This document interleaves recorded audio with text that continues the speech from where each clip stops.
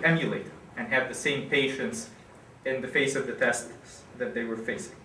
So much so that at the time, if you've ever seen a map of Arabia, here was Arabia, and at the time there was the Roman Empire to the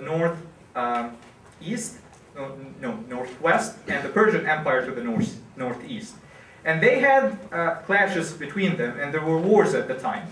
And the Muslims would actually side with the Romans over the Persians, because the Romans at the times were Christians, whereas the Persians were fire worshippers, and that sounded a lot like idol worshippers.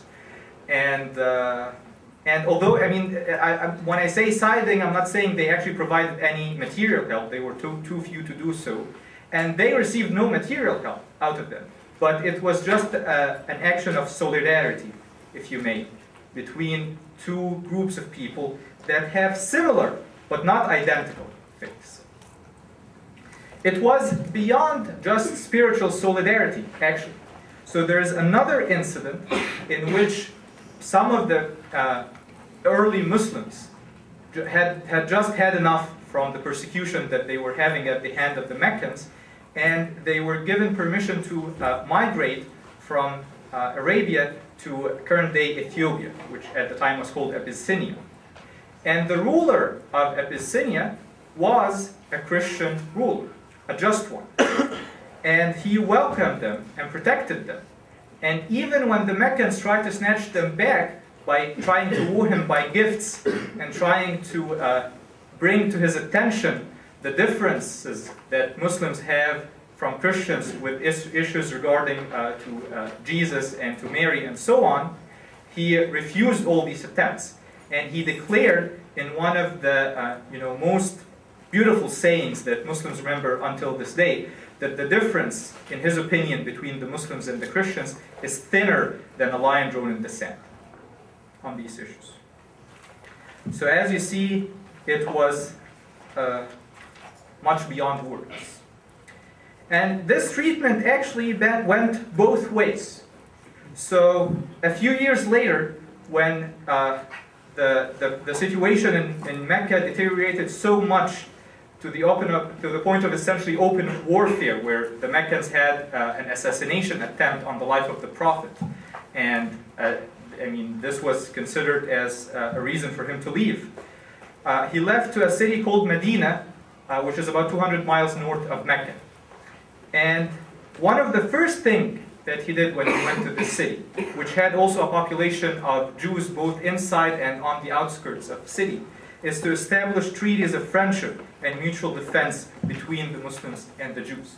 And in it, it was declared that Muslims and Jews, they protect each other, they have the rights on each other as they have among themselves.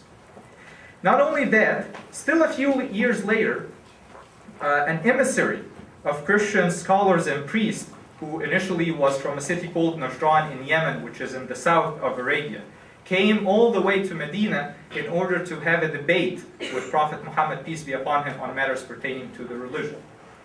And he welcomed them, and not only did he welcome them and have housing for them, but he actually afforded to them a space of his own mosque to perform their prayers.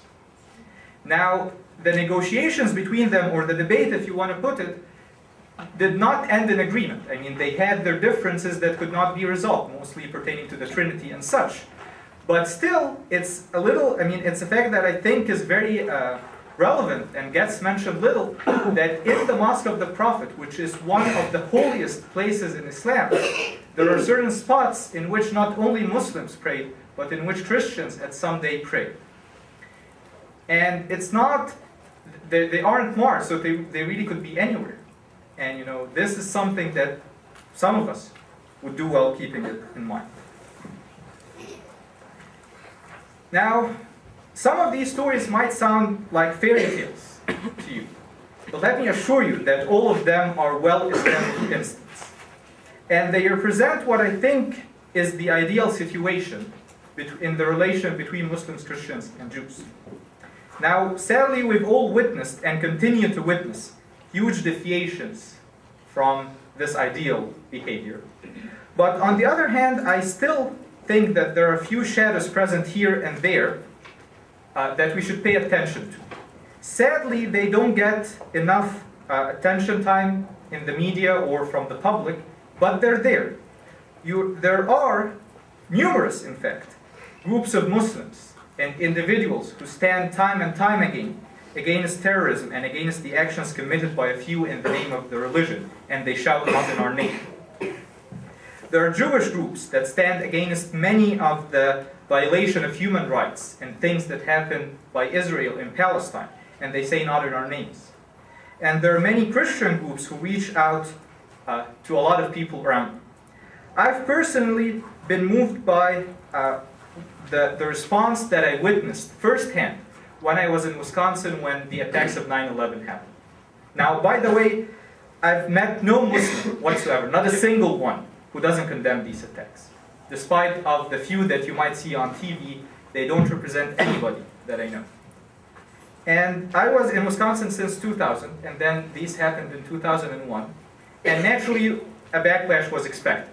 You know, talk about concentration camps and whatnot was, for a certain period of time, a real fear for people. And in fact, there were some sad incidents that happened. I mean, there are things like Guantanamo, where people are detained without even charges being pressed against them for years and years. And these are things that we need to speak against. But on the other hand, the response on the popular level, the people's response, was truly amazing to me. I mean, we had a local mosque over there, and instead of the hate letters that we expected, we had people putting support letters and flowers on the doors of that mosque. And instead of people turning away from us, we had people inviting us to come to churches and schools and different groups and talk and represent and tell them what Islam is all about. And I think the reason behind that was that they wanted to hear it from the horse's mouth. And I think that that's a great attitude, and I think it is one of the reasons of the greatness of this country. And in fact, this attitude, whenever present, gives greatness to the nation that it's in. So if you look back at the great times of the Muslim history, in Spain perhaps, or at the time of Saladin, or even at the times of the Prophet himself, as I mentioned, how his relation with the Jews and Christians was, you see that the greatest time you are is when you're open to others. And you're not judging others immediately, but you're waiting to listen to them and you're integrating with them. Because this shows that you have enough inner strength that you're not afraid from others from the outside. But when it's the other way around, it's more a symbol of insecurity than a symbol of strength. So the bridge that I want to mention here is that this great attitude of people of different faith talking together, talking to one another. It doesn't hurt. Nobody will bite you. Go ahead and talk to people. As it was said, I've participated in numerous talks and events similar to this, not unlike this. And I've never, ever been offended by a question that someone asked, or a discussion that someone had with me, even if they didn't subscribe to my view at the end of the day. I was never offended by that, not once. However, what does offend me sometimes is when I see suspicion behind people's eyes without them attempting to voice it and giving me a chance to tell them my point of view on the issue.